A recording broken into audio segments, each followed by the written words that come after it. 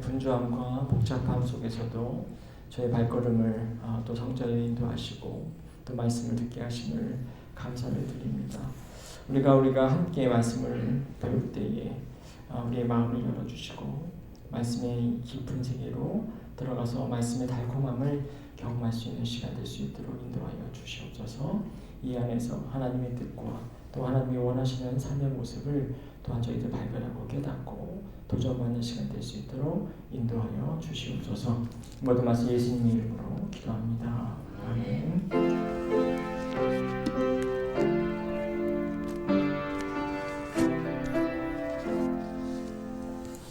네, 오늘은 계시록 19장과 20장 말씀을 보겠습니다.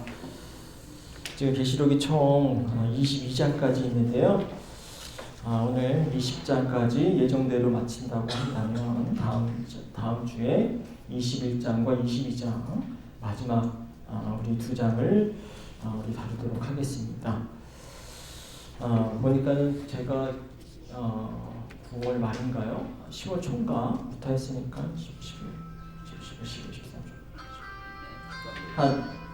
13년 12개월까지 있죠. 네, 이미 3월이니까 6개월가량 했던 것 같습니다. 그렇게 오래 할 계획은 아니었는데 얘기하다 보니 그렇게 길어지게 됐습니다. 여러분 이거 다 받으셨죠? 오늘은 좀 구절이 좀 나눠 있습니다. 구절을 나누어서 이걸 좀 설명을 드리면서 이거를 중심으로 보도록 하고 파워포인트는 제가 준비를 하지 못했습니다. 요거만 보면서 우리 같이 하도록 하겠습니다. 우리가 지난주 15장, 16장, 17장, 18장 이렇게 지난주가 아니죠. 이렇게 2주에 걸쳐서 과거에 15장부터 18장의 내용을 살펴봤는데요. 거기 핵심적인 내용은 로마라고 하는 제국이 영원할 것 같지만 영원하지 않다라고 하는 것을 이제 이야기를 했고 그 제국이 이제 끝으로 다가가고 있다. 심판의 날로 다가가고 있다라고 하는 그런 주장이 우리가 지난번 배웠던 내용의 핵심 가운데 하나입니다. 어떻게 보면 그게 아주 놀라운 주장이고 대단히 대범한 주장이었습니다.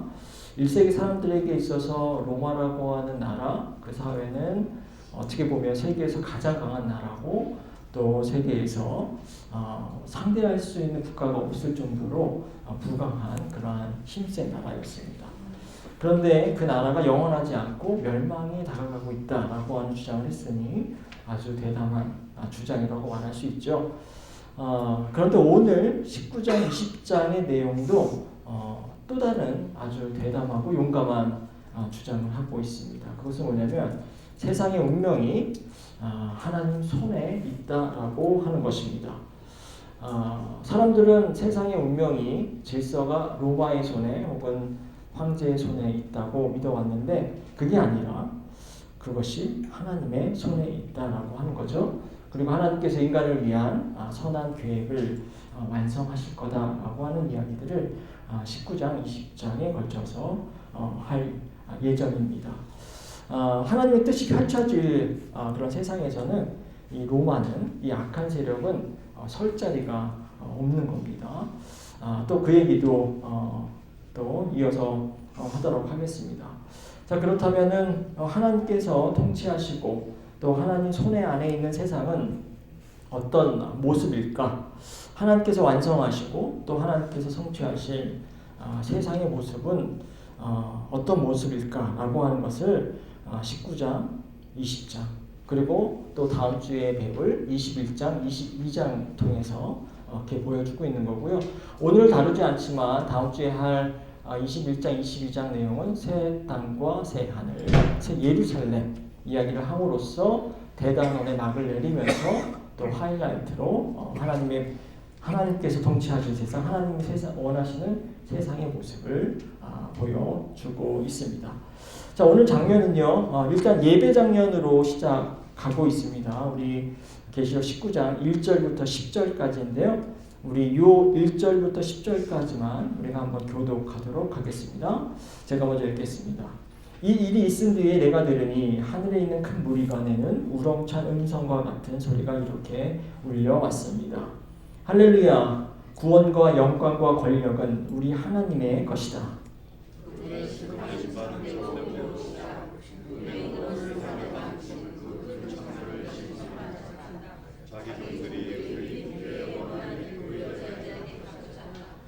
그들이 다시금 할렐루야 그 여자에게서 나는 연기가 영원히 올라가는구나 하고 외치니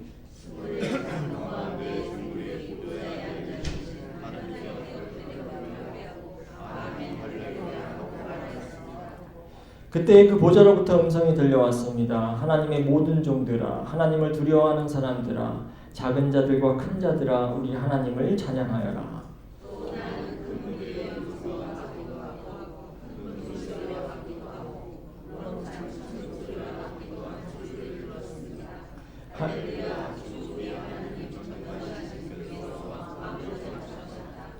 기뻐하고 즐거워하며 하나님께 영광을 돌리자. 어린 양의 혼인날이 이르렀다. 그의 신부는 단장을 끝냈다.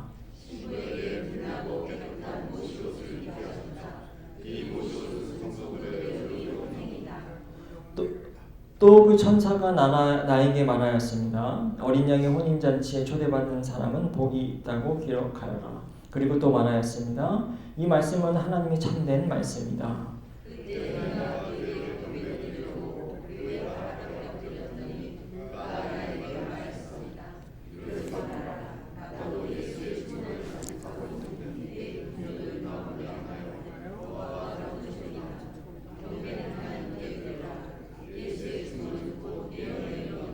네, 아멘.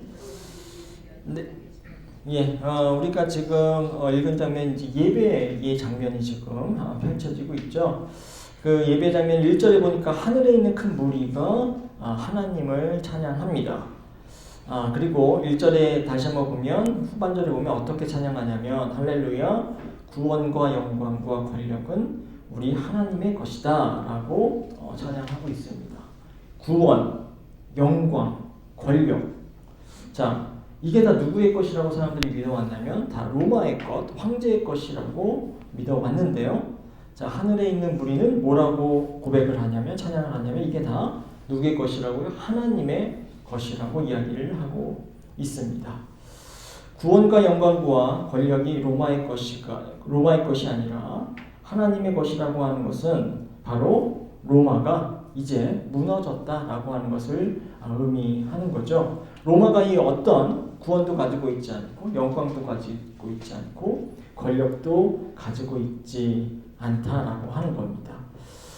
그러면서 이 제국이 무너진 것에 대해서 하나님께 찬양을 하고 있는 거죠. 자, 2절을 한번 보겠습니다. 자, 제가 한번 읽어보겠습니다. 그분의 심판은 참되고 의로우시다. 음행으로 세상을 망친 그 큰 창녀를 심판하셨다. 자기 종들이 흘린 피의 원한을 그 여자에게 갚으셨다. 자, 여기에서 이제 하나님께서 어떤 분으로 묘사되고 있습니까? 참되고 정의로운 심판자로 묘사되고 있죠. 그러면서 그 심판자로서 하나님께서 세상을 망친 그 큰 창녀 로마를 심판하고 있습니다. 음녀죠, 창녀죠. 사람들을 미혹했습니다. 그 미혹 어떤 미혹을 했어요? 하나님께 신실한 찬양과 경배를 드려야 될 사람들을 미혹해서 우상을 숭배하게 하고 황제를 숭배하게 하고 욕망을 숭배하게 하는 그런 역할을 로마가 했기 때문에 그 로마를 이제 창녀, 음행을 한 음녀로 이야기를 하고 있고요. 그 하나님께서 이 로마를 심판하신 거죠. 근데 심판하실 뿐만 아니라 그 심판을 통해서 또 종들의 흘린 피를 또 갚아주시는 또 정의를 행하고 계십니다. 자, 6절을 한번 보겠습니다. 그러니까 줄침대를 보면요. 할렐루야 주 하나님 전능하신 분께서 왕권을 잡으셨다. 어떻게 보면 1절의 후반절의 구절과 이렇게 이어지는 구절입니다. 하나님께서 전능하신 분이시고 이 전능하신 분께서 왕권을 잡으셨다라고 하는 겁니다. 자, 권세를 잡으신 거죠. 사실 이것을 뜰 당시에는 이미 로마가 무너진 것은 아니었습니다. 그러나 요한이 봤을 때는 이미 로마는 무너진 것과 다름없는 그런 상태라고 본 거죠. 자, 그렇다면 이제 로마가 아니라 황제가 아니라 하나님께서 통치하시고 또 하나님께서 왕권과 권세를 잡으시고 통치하신다고 한다면 그 나라는 어떤 모습일까? 라고 하는 것, 이것을 한번 살펴보려고 하는데요. 그 하나님께서 왕권을 잡으시고 통치하는 나라의 모습을 7가지로 나눠서 이 요한계시록은 이야기하고 있습니다. 우리 첫 장에는 1번이 나와 있고 그래서 이어서 2번, 3번, 4번, 5번, 6번 이렇게 이어져 있죠. 그리고 제일 마지막에 7번 다음 주에 하게 될 새하늘, 새 땅, 새 예루살렘 이 7개의 장면을 통해서 하나님께서 통치하시고 또 하나님께서 원하시는 그런 세상의 모습을 보여주고 있습니다. 자, 우리가 여러 번 얘기했지만 계시록에서 중요한 숫자가 몇 번이라고 얘기했습니까? 7번. 마찬가지로 여기에 하나님 나라의 모습도 7가지 장면으로 묘사하고 있는데요. 다 이것이 우연히 이렇게 된 것이 아니라 다 완벽한 그런 숫자로 완전한 숫자로 구성함으로써 이 하나님 나라의 완전성을 또 보여주려고 하는 그런 의도가 이 안에 담겨져 있습니다. 자, 7개 장면들이 이렇게 나와 있는데 이 장면들이 역시 무시무시한 장면들이 이 안에 담겨 있어요. 그렇기 때문에 많은 이단과 많은 사람들이 이 장면들을 어떤 실제 미래에 일어날 어떤 이런 예언, 미래 예언으로 또 이해를 합니다. 그리고 이 내용들이 순차적으로 이루어질 거라고 또 이야기를 하고 있어요. 그러나 이제 제가 반복적으로 얘기하지만 이거는 현재 시대를 사는 우리를 향한 그러한 예언, 우리 멸망한 심판의 그런 예언이 아니라 1세기 그리스도인들의 신앙을 자극하고 각성하고 회개하고 돌아서게 함으로써 그들이 하나님 앞에 올바른 신자, 신실한 신자가 되도록 하는 그러한 목적이 있다. 그것이 우리가 이 계시록을 고대 문서로 보는 중요한 이유 가운데 하나라고 하는 거죠. 그것을 먼저 선행적으로 이해를 하고 나서 그리고 지난주에도 말씀드렸지만 그 이후에 또 그러면 이 말씀이 우리에게 어떤 메시지를 주는가 또 이 말씀이 또 우리에게 어떤 의미가 있는가라고 하는 것을 그 다음에 생각해야 되는 겁니다. 그런데 우리가 순서가 바뀌거나 아니면 그 순서 첫 번째 이게 고대 문서로서의 1세기 독자들 청자들에게 어떤 의미가 있는가를 싸그리 무시하고 단지 우리에게 어떤 이게 무서운 말씀, 종말의 말씀, 심판의 말씀으로만 겁을 주는 그런 말씀으로 사용되고 있다라고 하는 것. 그게 이제 우리가 우려하는 부분이고요. 그런 우려 때문에 또 우리가 이 계시록을 보는 것을 두려워하는 그런 이유가 되기도 해왔습니다. 자, 어쨌든지 간에 지금 7개의 내용들을 한번 살펴보려고 하고요. 아까 6절 보면 한번 제가 읽었지만 우리 주 하나님 전능하신 분께서 왕권을 잡으셨다 이렇게 나와 있는데요. 자, 이 시제를 한번 보세요. 왕권을 잡으셨다. 이게 지금 과거 시제입니까? 현재 시제입니까? 미래 시제입니까? 왕권을 잡으실 것이다 이렇게 되지 않죠. 왕권을 잡으셨다라고 하는 현재형으로 지금 이야기를 하고 있는데요. 이 현재형이 이게 지금 만약에 미래의 예언이라고 한다면 왕권을 잡으실 것이다 라고 하는 그렇게 미래 시제로 작성을 했을 텐데 그 현재 시제로 작성했다라고 하는 것은 이 말씀 자체가 이미 하나님께서 현재 지금 여기에서 왕권을 잡으셨다라고 하는 것을 의미한 거죠. 미래에 일어날 사건이 아니라 그렇습니다. 그런 현재 이루어지고 있지만 그렇다고 또 완성된 것은 아닙니다. 완성되어 있지는 않기 때문에 우리가 미래에 이 하나님의 이 왕권이 완전하게 또 미래에 충만하게 완성될 수 있을 거라고 하는 것을 또 우리에게 또 암시를 또 하고 있는 거죠. 어떻게 보면은 미래적인 차원도 있고 현재적인 차원이 이 안에 같이 공존하고 있습니다. 자, 자, 그러면 그리고 아까 잠깐 언급했지만 여기에 이제 7가지 사건들이 어떻게 보면 순차적으로 일어나는 사건은 또 아닙니다. 우리가 보통은 이 이야기들이 이런 1번의 사건이 일어나고 2번의 사건이 일어나고 3번의 사건이 그 다음에 일어나고 3번이 끝나면 4번, 4번이 끝나면 5번, 5번이 끝나면 6번 이렇게 이해를 하는데요. 사실 그렇게 순차적으로 일어나는 사건이라기보다도 이것은 하나님 나라의 서로 다른 모습들을 동시적으로 보여준다라고 하는 것이 더 올바른 해석이라고 볼 수 있습니다. 이게 왜냐하면 이게 순차적으로 이루어졌다라고 하면 모순되는 점이 너무 많거든요. 우리가 지금 나중에 20장에 보면은 뭐 19장에도 마찬가지지만 우리 지금 앞장에 보면 19장 17절부터 20절이 누가 패배하고 있습니까? 짐승이 패배하는 장면이 나오잖아요. 그리고 뒤쪽으로 넘어가서 20장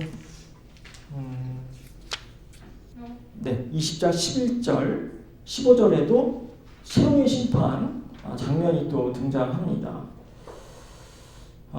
그리고 그 위에 20장 7절에서 10절도 마찬가지로 또 악마 사탄이 패배하는 그런 장면이 나타나고요.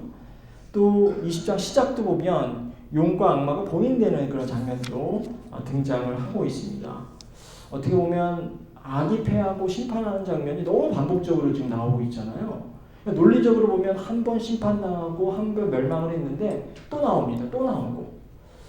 이게 이제 시간적으로 보면 이걸 이해할 수가 없게 되는 거죠. 그런데 이제 한편으로는 또 이렇게 생각할 수 있습니다. 왜 그러면 이 악한 세력이 반복적으로 멸망하는 장면을 왜 반복적으로 이렇게 이야기를 하고 있는 걸까? 어떻게 보면 악의 세력이라고 하는 것은 종국에는 하나님으로부터 심판받는다라고 하는 것을 강조하기 위해서 반복적으로 이야기를 하고 있는 거죠. 악의 세력이 힘이 세고 악의 세력이 창궐하고 악의 세력이 영원할 것 같지만 실상은 그렇지 않다. 언젠가는 하나님에 의해서 이 악한 힘은 심판받을 것이고 하나님의 정의는 이루어질 것이다 라고 하는 것을 이 독자들에게 듣는 사람들에게 계속해서 이야기를 하고 있는 거죠. 그러면서 이제 동시에 그렇기 때문에 이런 악의 세력이 동조하지 이제 않아야 한다라고 하는 것을 권면합니다. 이렇게 심판을 당하는데 너희들 이 악한 세력에 동조하고 거기에 참여할래? 그러면 안 된다라고 하는 것을 또 경고하는 것이기도 하죠. 거기에 동조하면 심판이 있기 때문입니다. 자, 그리고 이게 또 시간적인 게 아니라고 하는 또 다른 어떤 증거가 되는 게 뭐냐면 우리가 17절을 한번 보겠습니다. 아니죠. 19절을 보겠습니다. 저기 아래에 나는 또 짐승과 세상의 왕들과 이렇게 나오고 있어요. 자, 여기 장면에서 짐승과 세상의 왕들이 어떻게 되냐면 멸망을 하게 됩니다.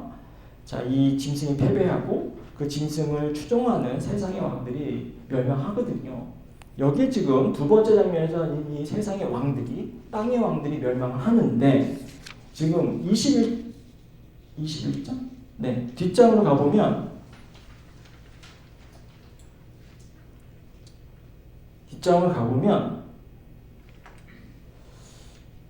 뒷장이 어디 땅의 왕들이 등장하거든요. 땅의 왕들이 등장해서 사람들 모으는 장면이 있습니다. 21장이 나오나? 20장 5절 8절. 8절. 네, 잘 찾았. 네, 그쪽 보고 있었는데 눈에 안 보였어요. 네. 8절.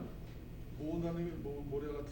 네, 모래와 같이 모을 것. 모을 것이라고 그들을 모을 것인데. 네, 아마 여기 말고 다른 장면에 또 나오는 것 같은데요. 땅의 왕들이 등장합니다. 땅의 왕들인지 세상의 왕이랑 똑같은 말이죠. 다시 말하면 이미 19장에서 이미 세상의 왕들이 다 멸망을 했는데 또 반복해서 또 땅의 왕이 세상의 왕도 등장한다라고 하는 게 시간적으로 본다라고 한다면은 이치에 맞지 않죠.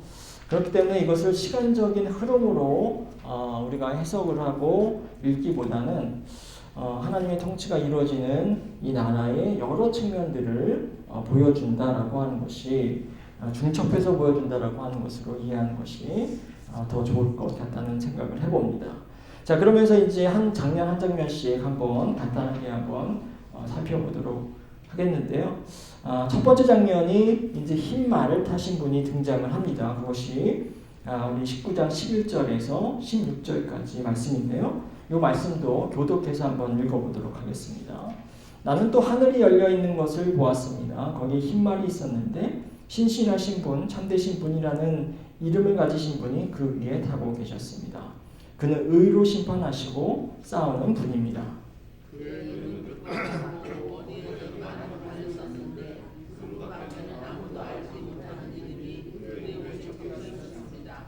그는 피로 물든 옷을 입으셨고 그의 이름은 하나님의 말씀이라고 하였습니다.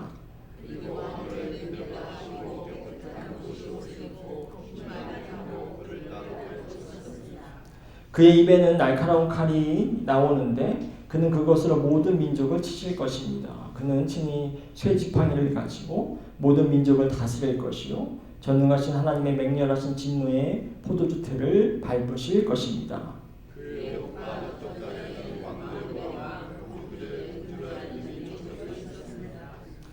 네, 이제 흰말을 타신 분이 등장하는 장면, 이게 이제 첫 번째 장면인데요. 이제 그 흰말 위에 누군가 타고 있는데 이분이 누군가라고 하는 것을 우리가 알아야 되잖아요. 그런데 11절에 이미 이분이 누군가라고 하는 것에 많은 부분을 이야기하고 있습니다. 신실하신 분, 참되신 분, 그리고 의로 심판하시고 또 싸우신 분이다 이야기하고 있어요. 우리 신자들의 마음속에 딱 떠오르는 분은 한 분밖에 없습니다. 예수 그리스도시죠. 네. 자, 그리고 14절에 보니까는 하늘의 민족이, 하늘의 군대가 이분을 따르고 있습니다. 네. 근데 이제 여기에서 그리스도는 어떤 분으로 지금 묘사가 되고 있습니까? 어떤 분이에요? 제가 보기에는 이 12절을 보니까 눈은 불꽃과 같고 머리는 많은 관을 썼고 그렇죠? 네, 어떻게 보면은 그리고 군대가 따르고 있습니다. 뭔가 이 범접할 수 없는 그런 아우라를 지니시고 계시잖아요. 자, 관이라고 하는 게 누구만 쓸 수 있다? 진 사람이 쓸 수 있다? 아니죠. 이긴 사람, 그죠? 승리한 사람이 쓸 수 있는데 관을 많이 쓰셨잖아요. 예수 그리스도를 아주 권위 있고 권세 있는 분으로 지금 그려내고 있습니다. 그리고 리더입니다. 군대가 지금 예수 그리스도를 따르고 있습니다. 이분이 무엇을 하실까요? 우리가 예측할 수 있는 것은 아마 심판의 선봉장이 되어서 악한 무리들을 심판하실 거라고 하는 것을 예측할 수 있죠. 자, 그런데 15절에 보니까 이런 말씀이 있습니다. 그의 입에서 날카로운 칼이 나오는데, 자, 입에서 날카로운 칼이 나와서 그것을 가지고 모든 민족을 치신다고 말씀하고 있습니다. 모든 민족을 다스린다고 이야기를 하고 있습니다. 어쩌면 이것을 우리가 흰말을 타신 분이 군대를 이끌고 심판하실 때 1세기 사람들이 상상했던 것은 이 군대를 이끌고 있는 그리스도가 로마의 군대가 했던 것처럼 잔인하게 피를 흘리게 사람들 많이 죽이고 피로 물든 그런 장면, 피의 심판을 상상했을런지 모르겠습니다. 그러나 오늘 말씀 보니까 그런 피의 심판이 있는 것이 아니라 입에서 날카로운 칼이 나와서 심판을 하고 있는 거예요. 잠깐만요. 그러면 입에서 칼이 나왔다는 것도 피의 심판이 똑같은 말 아닌가요? 라고 생각할 수 있겠죠. 칼이 나왔으니까. 칼이 이제 죽이는 그런 거잖아요.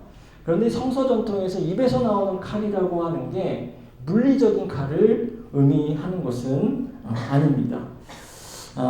어떻게 보면 그리스도 입에서 나오는 어떤 예언의 말씀, 우리의 어떤 심령을 변화시키는 감화의 말씀, 그것이 기독교 전통에서, 유대인 전통에서 나오는 그런 말이죠.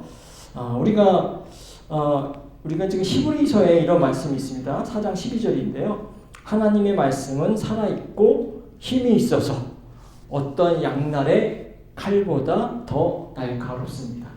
뭐가 지금 칼보다 날카롭다고 이야기하고 있습니까? 칼보다.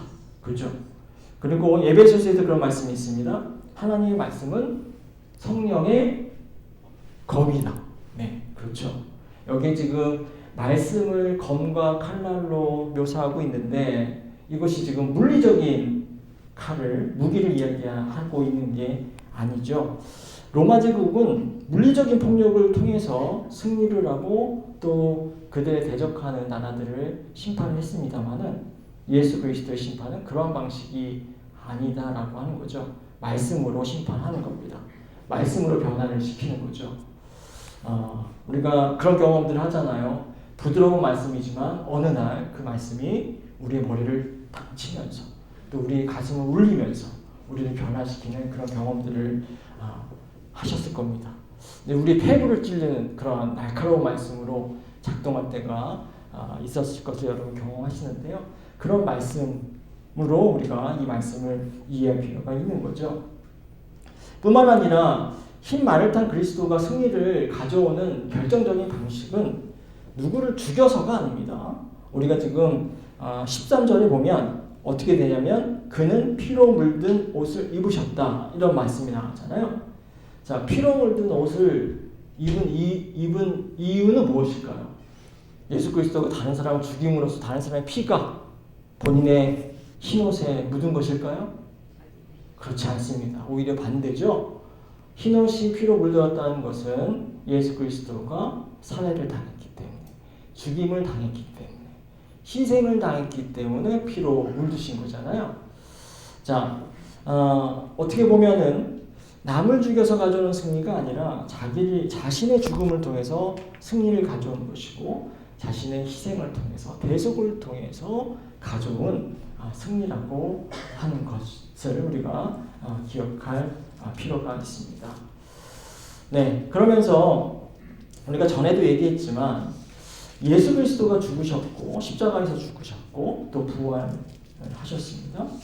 자, 이 부활이라고 하는 것, 다시 살아났다라고 하는 것이 가지고 있는 여러 신학적인 의미가 있죠. 그러나 계시록에서 이러한 고난과 고통과 죽임의 시대 안에서의 부활이라고 하는 것은 어떤 의미냐면 아무리 악한 힘이 예수 그리스도를 죽인다 하더라도 예수 그리스도 다시 살아났다라고 하신 것은 그 제국의 힘이, 그 악한 힘은 한계가 있다라고 하는 거죠. 이 악한 힘은 결코 하나님의 아들이신 예수 그리스도를 죽일 수 없는 그러한 제한된 힘이라고 하는 거죠. 예수 그리스도가 다시 부활하셨다, 예수 그리스도가 다시 살아나셨다 하는 것은 이 악의 힘보다 하나님의 힘이 더 강하다라고 하는 것을 보여주고 있습니다. 자, 어쨌든 예수 그리스도는 피로 심판하지 않는다고 했는데 또 약간 모순적인 내용이 나옵니다. 15절에 보니까 어떻게 나와 있냐면 민족을 치세요. 그리고 또 다스립니다. 제가 지금 줄을 쳤잖아요. 그리고 진노의 포도주의 틀을 밟으실 거다. 이렇게 이야기하고 있습니다. 민족을 치시고 다스리고 밟는다. 자, 비폭력적인 예수님의 모습이지만 동시에 또 폭력적인 또 승리자의 또 모습을 또 이 글 가운데 보여주고 있습니다. 예수 그리스도가 가져오는 심판과 승리는 폭력적인 방식이 아니죠. 입에 나오는 말씀을 통해서 승리를 하는 거니까. 그럼에도 불구하고 그 승리와 심판에 대한 묘사, 서술 자체는 또 폭력적인 거죠. 제국적이고 군사적입니다. 본질은 폭력적이지 않지만 그 본질을 감싸고 있는 내용은 또 군사적이고 아주 폭력적이에요. 또 근데 이것을 이해할 수가 또 이해할 만한 것이 뭐냐면 이것은 1세기 그리스도인들에게 1세기 신앙인들에게 전하는 말씀이잖아요. 그렇기 때문에 그들에게 있어서 힘이라고 하는 것은 뭔가 다스리는 것, 그리고 뭔가 압도적인 힘으로 이렇게 장악하는 것, 그게 이제 힘이라고 여겼기 때문에 말씀은 폭력적인 것은 아니지만 그 방식 자체는 이렇게 폭력적인 것으로 우세한 것으로 이렇게 묘사를 함으로써 예수 그리스도가 더 승리자의 모습, 심판자의 모습을 이렇게 사람들에게 각인시키려고 한 것이다 라고 하는 거죠. 자, 우리 두 번째 장면으로 한번 넘어가 보도록 하겠습니다. 19장 17절에서 21절까지의 말씀인데요. 이 말씀도 저랑 같이 교독하도록 하겠습니다. 나는 또 해에 한 천사가 서 있는 것을 보았습니다. 그는 공중에 나는 모든 새들에게 큰 소리를 외치기를 하나님의 큰 잔치에 모여라.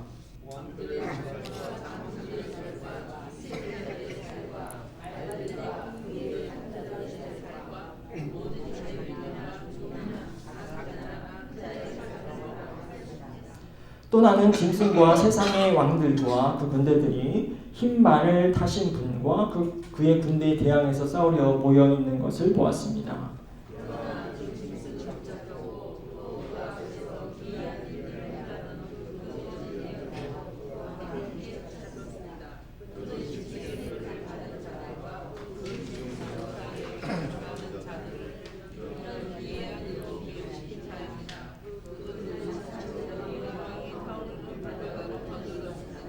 자, 제가 읽겠습니다. 그리고 남은 자들은 말 타신 분의 입에서 나오는 칼에 맞아 죽었고 모든 새가 그들의 살점을 배부르게 먹었습니다. 네, 이 두 번째 장면은 짐승과 또 짐승의 대리자인 세상의 왕들의 멸망, 그 패배에 대해서 이야기를 하고 있습니다. 여기 짐승들은 우리가 과거에 13장에 나왔던 그런 짐승들이기도 합니다.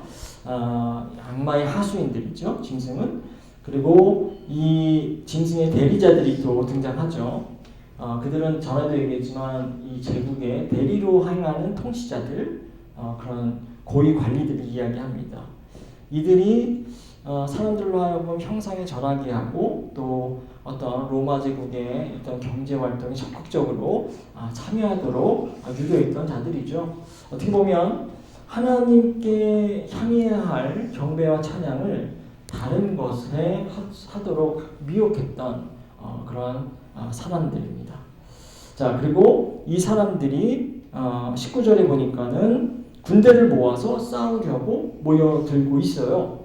자, 이런 장면들을 우리 16장에 보면 우리가 아마게돈 이야기를 잠깐 했었는데요. 거기에서도 이제 아마게돈으로 사람들을 모아서 전쟁을 치르려고 하는 장면이 나오잖아요. 그거랑 유사한 내용이 등장하고 있습니다. 자, 그런데 결과는 어떻게 됩니까? 결과는 싸움의 장면이 나오지도 않아요. 그냥 집니다. 그렇죠? 짐승과 또 짐승의 세상의 왕들이 그냥 무기력하게 집니다. 전투도 벌어지지 않고요. 그냥 쉽게 짓밟히는 거죠. 여러 군데에 어떤 악의 세력이 대결하는 장면들이 계시록에 등장을 하잖아요. 그런데 전에도 말씀드렸지만 항상 그 대결 장면은 싱겁게 끝납니다. 뭔가 치열하게 전투가 벌어지고 막 이래야 되는데 어떻게 보면 너무 싱겁게 끝나죠. 그 이유는 뭘까요? 그냥 악의 세력은 아무리 강해 보여도 하나님의 적수가 되지 않는다라고 하는 것을 보여주는 겁니다. 너희들이 아무리 그렇게 많이 모아서 나를 대적하려고 해도 나의 힘을 당할 수가 없다라고 하는 것을 이야기하는 거죠. 그것을 통해서 이것을 읽고 듣는 사람들에게는 하나님께서는 이렇게 힘센 분이시구나. 이렇게 권능과 권세가 크신 분이시구나.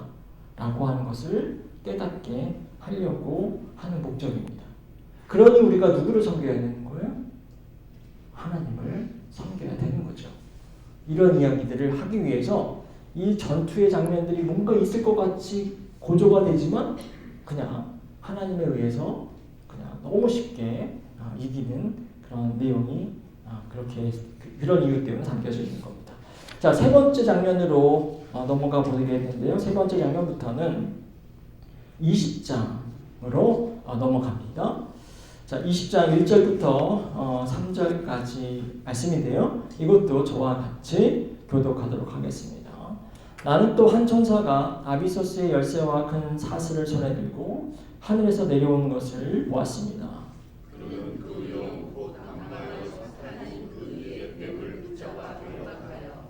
아비소스에 던지고 닫은 다음에 그 위에 봉인을 하여 1000년 동안 가두어두고 1000년이 끝날 때까지는 민족들을 미혹하지 못하게 하였습니다. 사탄은 그 뒤에 잠시 동안 풀려 나오게 되었습니다. 자, 19장, 20장에 보니까 그냥 과거에 나왔던 모든 악한 세력들은 다 나오고 있습니다. 짐승, 세상의 왕들, 여기서도 용, 악마, 사탄 이런 악한 세력들이 다 지금 등장하고 있는 거죠. 그러나 그 악한 세력들이 힘을 발휘하고 있습니까? 힘을 결코 발휘하지 못하고 있습니다. 자, 여기서도 보면 세 번째 장면에서도 보면 천사가 용이라고 불리기도 하고 악마 사탄이라고 불리기도 하는 이 세력들을 쉽게 붙잡고 결박을 하고요. 아비소스, 우리에게 무적행으로 알려진 거기에 던져서 봉인이 되고 있습니다. 몇 년 동안 봉인이 된다고 나와 있습니까? 1000년 동안 봉인되어 있게 된다라고 이야기를 하고 있는데요. 일단 여기 있는 용과 악마 그리고 천사라고 하는 그것은 우리가 지난번에도 얘기했지만 로마의 악한 이런 제국을 통제하고 조정하는 그런 근본적인 그런 악의 실체입니다. 그런데 이 악의 실체가 무적행에 1000년 동안 봉인되는 거죠. 그러면서 이제 우리가 1000년 동안에 이 악마가 봉인된다. 그래서 문자적으로 이 1000년을 이해하는데 여기에서의 1000년은 그런 문자적인 1000년이라기보다도 상징적인 1000년입니다. 상징적인 숫자예요. 그러니까 아주 오랜 시간을 이야기하는 겁니다. 아주 오랜 시간 동안 이 무적행에 이 악마와 사탄이 봉인된다라고 하는 거죠. 네, 여기서 포인트는 사실은 1000년이라는 시간보다도 이렇게 악한 근원이 되는 이런 악의 존재 자체도 그냥 쉽게 하나님의 손에 패배하는 존재라고 하는 무기력한 존재라고 하는 것을 보여주는 겁니다. 자, 그러면서 이제 네 번째 장면으로 가보도록 하겠습니다. 자, 4절로 6절까지 말씀인데요. 이것도 교독하도록 하겠습니다. 내가 또 보좌들을 보니 그 위에 사람들이 앉아 있는데 그들은 심판할 권세를 받은 사람들이었습니다. 또 나는 예수의 증언과 하나님의 말씀 때문에 목배인 사람들이 영혼을 보았습니다. 그들은 그 짐승이나 그 짐승 우상에게 전하지 않고 그들의 이마와 손에 그 짐승의 표를 받지 않은 사람들입니다. 그들은 살아나서 그리스도와 함께 1000년 동안 다스렸습니다. 나머지 죽은 사람들은 1000년이 끝날 때까지 살아나지 못하였습니다. 이것이 첫째 부활입니다. 네, 6절 제가 읽겠습니다. 이 첫째 부활에 참여하는 사람은 복이 있고 거룩합니다. 사람들에게는 둘째 사망이 아무런 세력도 부리지 못합니다. 이 사람들은 하나님과 그리스도의 제사장이 되어서 1000년 동안 그와 함께 다스릴 것입니다. 네, 이 네 번째 장면에서는 소제목처럼 그리스도와 성도가 함께 다스리는 그런 장면을 지금 그려내고 있죠. 우리가 세 번째 장면까지는 어떻게 보면은 악한 세력들 그리고 적대자들이 멸망당하고 심판당하는 이야기가 나오고 있는데 이 네 번째 장면에서는 그런 내용이 아니라 하나님께서 악의 세력에 의해서 고통당하고 희생당한 사람들 그 사람들을 회복시키는 그런 장면으로 전환되고 있습니다. 이 힘든 시절을 신신하고 견딘 사람들이죠. 이 사람들은 어떤 사람들이냐면 방금 전에 말씀드린 것처럼 자신의 신앙을 지킨 사람들입니다. 제국에 어떤 악의 유혹이 가득했고 그 유혹에 넘어가지 않으면 제대로 된 삶을 살기가 어려웠지만 그럼에도 불구하고 하나님에 대한 신실한 신앙을 지키면서 우상을 숭배하지 않고 황제를 숭배하지 않고 로마의 욕망에 넘어가지 않은 사람들입니다. 자, 그러다가 죽은 사람도 있겠죠. 그런데 4절을 보니까 그 사람들이 어떻게 되었어요? 다시 살아났다라고 이야기를 하고 있습니다. 다시 살아내서 부활한 거죠. 부활해서 1000년 동안 그리스도와 함께 다스린다라고 이야기를 하고 있는 거죠. 신실함을 지키다가 죽었지만 그 신실함에는 뭐가 있습니까? 보상이 있는 거죠. 다시 살아나는 보상. 죽음에서 다시 죽음의 권세를 이기는 보상이 있는 것입니다. 그게 바로 부활이죠. 아까도 얘기한 것처럼 부활이라고 하는 것은 하나님의 권세가 죽음을 넘어선다. 악의 힘을 넘어선다라고 하는 의미를 가지고 있습니다.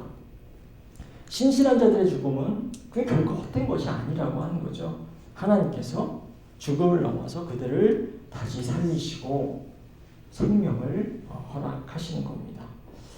부활이라고 하는 것, 그것이 이제 신실한 자들이 죽음에서 생명으로 옮겨진 것이잖아요. 정의롭고 공의로운 하나님께서 이 불의하게 죽은 신자들을 다시 살려낸다라고 하는 것이 이 네 번째 장면입니다. 어떻게 보면 하나님께서 정의를 회복시키는 거죠. 불의에 의해서 죽임을 당한, 억울하게 죽임당한 이들을 다시 살림으로써 정의가 회복되고 정의가 다시 또한 살아나는 장면입니다. 자, 그러면서 이건 또 성도들에게 요청하는 거예요.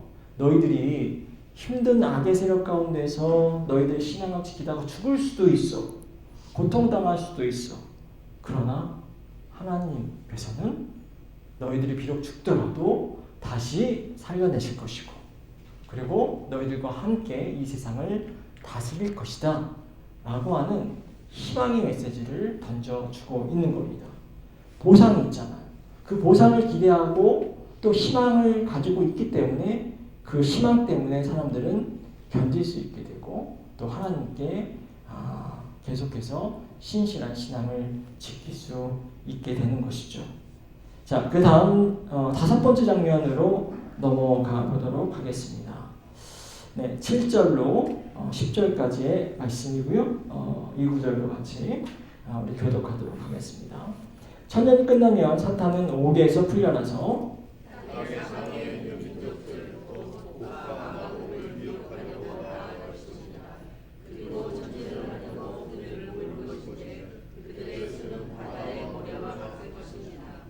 그들은 지면으로 올라와서 성도들의 진과 하나님께서 사랑하시는 도시를 둘러쌌습니다. 그러나 하늘에서 불이 내려와서 그들을 삼켜버렸습니다.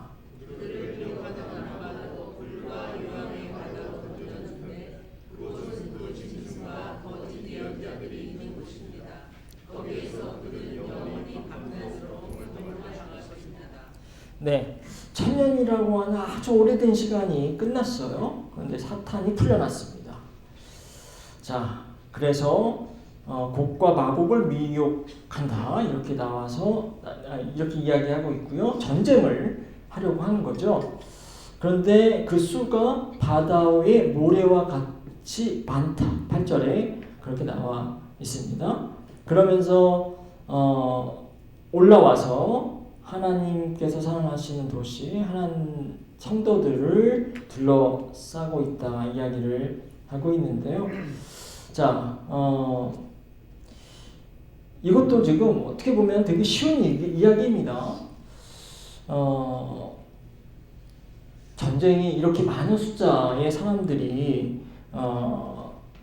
이 군대를 모아서 하나님을 공격하려 하지만 역시 이 장면에서도 너무 터무니없이 제대로 공격하지 못하고 그냥 하나님께서 심판을 하고 계시죠. 하나님의 절대적인 힘을 또 보여주고 있습니다. 그리고 또 이 사탄과 이 사탄을 따르는 사람들이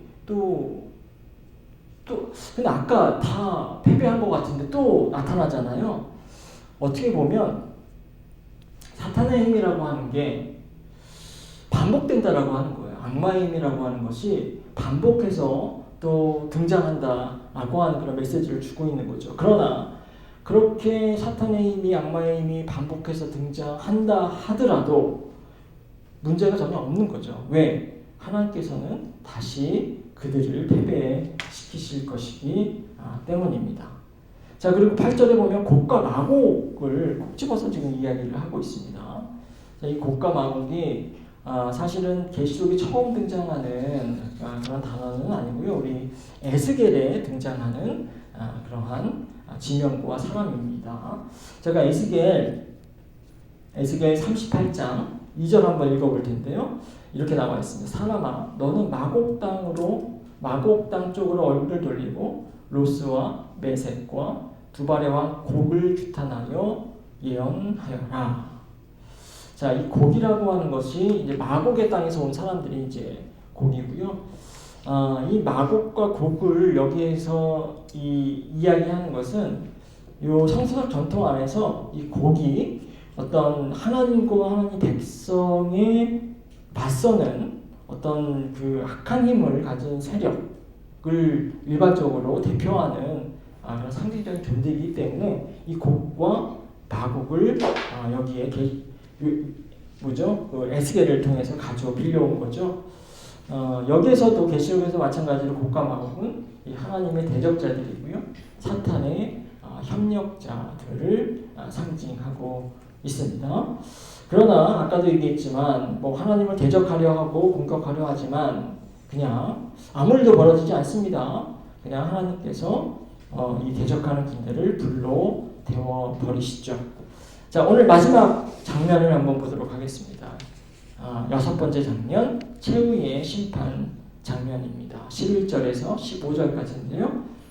이것도 한번 교독해서 읽어보도록 하겠습니다. 나는 크고 흰 보좌와 거기 앉으신 분을 보았습니다. 땅과 하늘이 그 앞에서 사라지고 그 자리마저 찾아볼 수 없었습니다.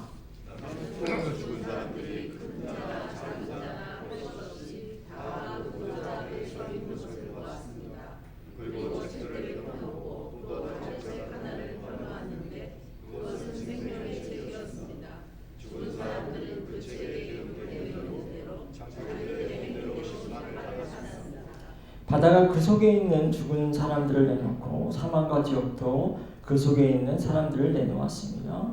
그들은 각각 자기들의 행위대로 심판을 받았습니다. 그리고 사망과 지옥이 물바다에 던져졌습니다. 이 물바다가 둘째 사망입니다. 네, 15절 우리 같이 한번 읽겠습니다. 이 생명책에 기록되지 않은 사람은 누구나 다 이 물바다에 던져졌습니다. 네, 11절에 보니까 지금 보좌가 등장하고 있습니다. 이 6번째 장면에서 보좌가 등장하고 있고 하나님이 계신 공간으로 지금 이동을 하고 있죠.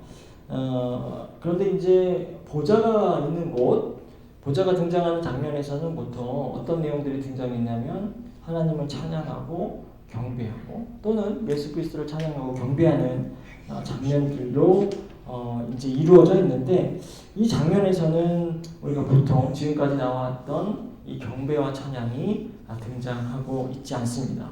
오히려 그거 대신에 최후의 심판이 이루어지고 있는 장면이 이 안에 등장하고 있죠.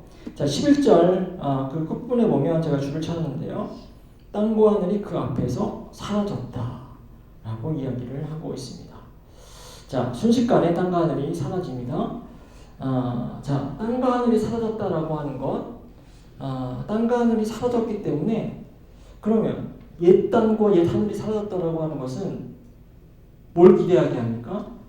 이제 새로운 땅, 새로운 하늘이 이제 있게 될 거라고 하는 것을 기대하게 되는 거죠. 그런 그 장면들이 이제 다음 주에 살펴볼 21장의 장면들에서 이제 나타나게 되는 겁니다.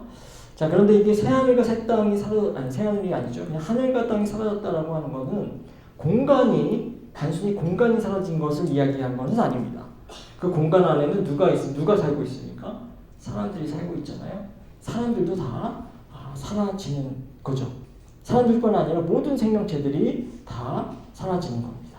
자, 그러면서 그 사라진 생명체, 사람을 포함해서 창조물들을 포함해서 모든 창조물들이 사라지고요. 또 다른 새로운 생명체, 창조물로 그 세상이 대체되는 거죠.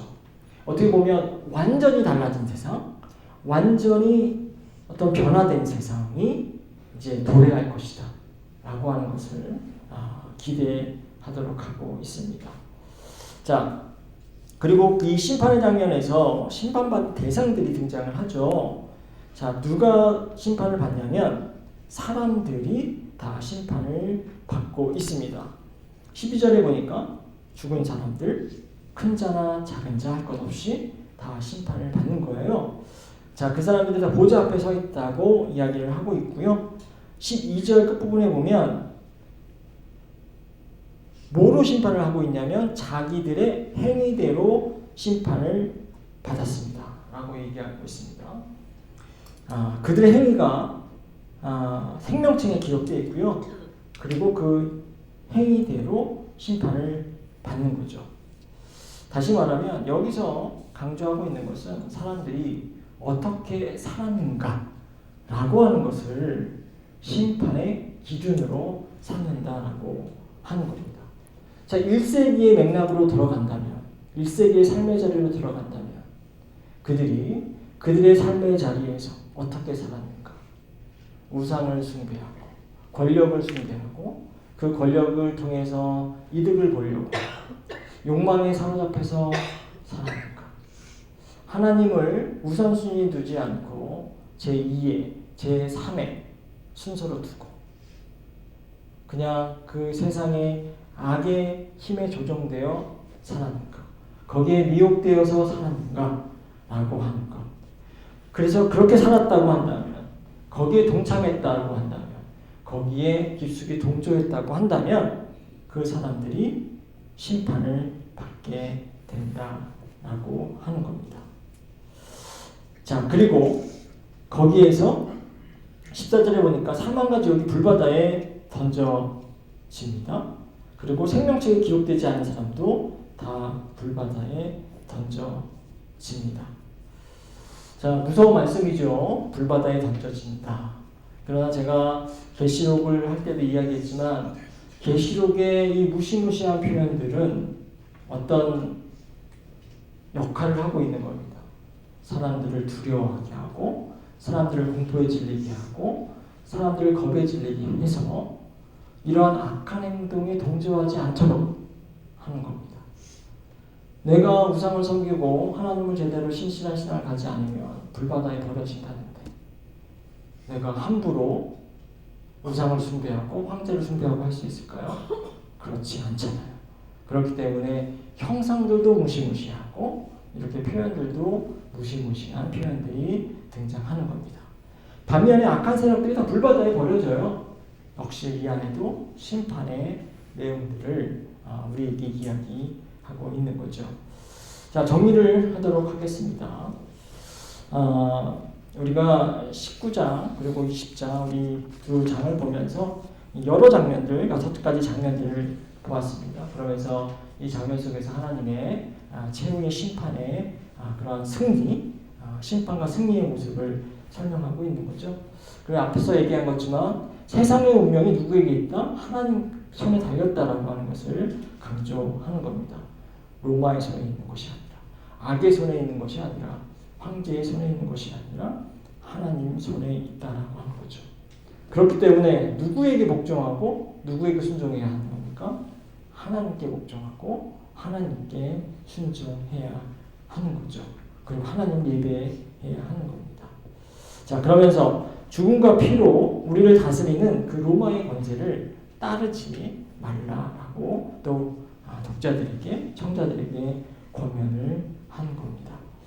그 권세가, 그 힘이 아무리 달콤하고 또 우리를 유혹한다 할지라도 그 손길을 거부하고 살라는 거죠. 그들은 다 결국에는 불바다에 빠지게 될 심판받을 존재라고 하는 거죠. 그들을 숭배하고 그들의 복종하는 거 다 부지 없다라고 하는 겁니다.